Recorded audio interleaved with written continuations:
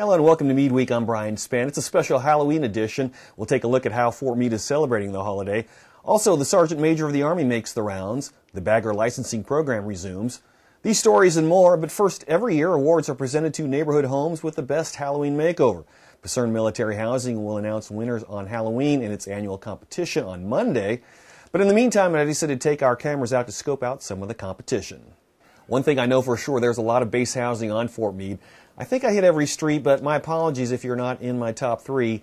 Meade TV's third place choice can be found in Meuse Forest. There were a lot of homes with a lot going on. This one wins for the dead body with a knife sticking out of its chest and the lurking spider. It gets worse, believe me. We'll get to second place in a moment. But first, Sergeant Major of the Army Raymond Chandler made a tour of several units earlier this week here on Fort Meade. He spoke with Sound Off reporter Brandon Biltz. Right now soldiers are very concerned about bogged well and our reduction in the amount of time soldiers are deployed. What's that mean to them?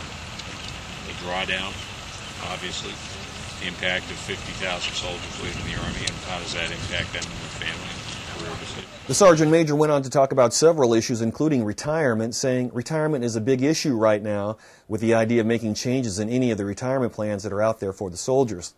This is about trust, he said. The American people trust you to do a job. The soldiers serve in trust of the American people. You can read more about the Sergeant Major's visit in this week's edition of our award-winning newspaper, The Sound Off.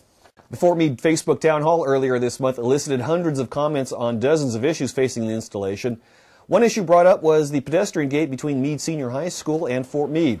As a result, the Fort Meade Garrison Commander Colonel Edward Rothstein authorized the gate remain open.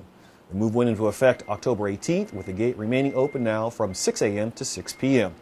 According to the garrison, after a thorough analysis, the Directorate of Emergency Services and the Physical Security Division determined that they can implement mitigation measures which will ensure security is maintained while the gate remains open.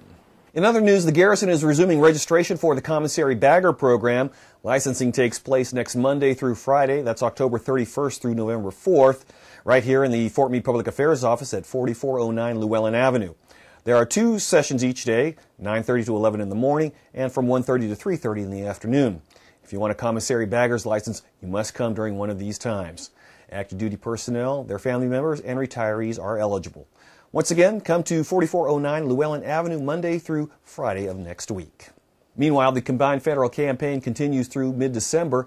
The Post is hosting a series of events, including one for Halloween. Fort Meade CFC Coordinator Sergeant First Class Bryant Meade gives us an update and what we can expect. Fort Meade's doing a great job so far. Right now we're currently at 160,000 plus in donations in 28 days, which to me is fabulous. The annual goal for Fort Meade this year is 400,000. However, I'm hoping that we could actually exceed that. And so it's a big community, and I think so far we're tracking to do just that.